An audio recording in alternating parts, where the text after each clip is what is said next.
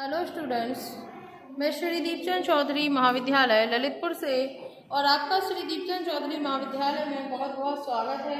आज हम BA part third में जो आपका एक्सटेंशन एजुकेशन वाला पेपर है उसमें जो आपका प्रौढ़ शिक्षा है उसके बारे में हम देखेंगे कि एडल्ट एजुकेशन क्या होता है।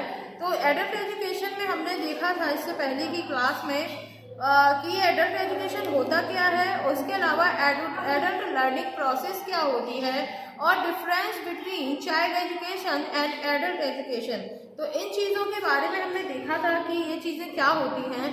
अब एडल्ट एजुकेशन के अंतर्गत हम देखेंगे कि मोटिवेशन क्या होता है। व्हाट इज अ मोटिवेशन, जिसको हम हिंदी में बोलते हैं अभिप्रेरणा। तो ये जो मोटिवेशन होता है वो जो ह्यूमन बिहेवियर होता है उसका एक बहुत ही ज़्यादा इम्पोर्टेंट यूनिट के रूप में हम इसे देखते हैं, क्योंकि ये जो है व्यक्ति की वह इंटरनल अवस्था होती है जिसके द्वारा व्यक्ति में जो है क्रिया उत्पन्न होती है और ये जो क्रिया है वो एक निश्चित दिशा में उद्देश्य की प्राप्ति हेतु जो है जारी रहती है। और अभिप्रेरणा जो है या मोटिवेशन होता है वो होता है हमारी नीड से जो है ये प्रारंभ होता है और इसके अलावा कंक्लूजन या प्रोत्साहन प्राप्ति के बाद जो है इसका एंड हो जाता है या ये समाप्त हो जाती है। और मनुष्य जो है जो अपनी एज पर आगे बढ़ता है उसके जो अनुभव होते हैं उनके फलस्वरूप उसकी जो नीड्स होती हैं वो अभिप्रेरक शक्तियों में परिमार्जन जो है वो होता जाता है। इसके बाद हम बात करते हैं फैक्टर अफेक्टिंग एडल्ट मोटिवेशन की कि प्रौढ़ अभिप्रेरणा को ऐसी क्या चीज़ें हैं या ऐसे कौन से तत्व हैं जो प्रभावित करते हैं। तो प्रौढ़ों की जो मोटिवेशनल जो हमारी पावर होती है उसको काफ़ी ज़्यादा जो है फैक्ट करते हैं और इसमें जो है कुछ व्यक्तिक अभिप्रेरक होते हैं जैसे कि हमारी हैबिट्स होती हैं।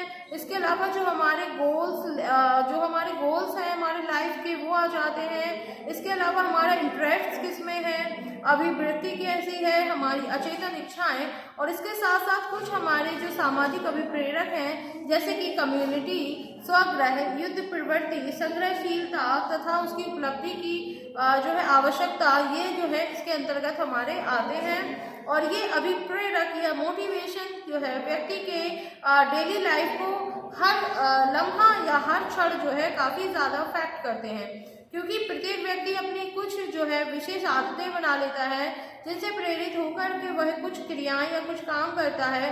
और इस प्रकार प्रत्येक प्रौढ़ के जीवन में या जितने भी जो एडल्ट्स होते हैं उनके कुछ गोल होते हैं जिनको वो अचीव करता है और इन गोल को अचीव करने के लिए वह बहुत सारी क्रियाएं करता है जिसमें वह स्वयं को जोड़ लेता है।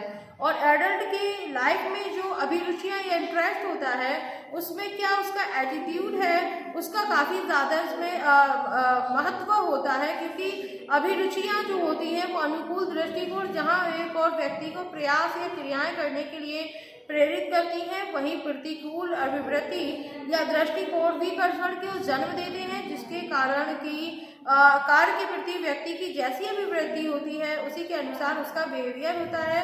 और इसकी अतिरिक्त जो व्यक्ति के अचेतन में अनेक दबी हुई जो इच्छाएं होती हैं जो व्यवहार रूप में कभी भी प्रकट होती हैं, अर्थात व्यक्ति से व्यवहार करवाकर जो है प्रकट जो है हो जाती हैं। इसके अलावा सामाजिक अभिप्रेरक व्यक्ति के सामाजिक व्यवहार को प्रभावित करते हैं, क्योंकि व्यक्ति संभवतः समाज में रहना पसंद करता है तथा समाज द्वारा उसकी अनेक आवश्यकताओं की पूर्ति भी होती है, जैसे कि उसकी मैरिड लाइफ, सामाजिक सुरक्षा, मित्र परिवार जैसी बहुत सारी चीज़ें। और साथ ही समाज में रहकर भी हर व्यक्ति अपनी एक विशेष पहचान भी अपनी विशिष्ट उपलब्धियों के कारण बनाता है।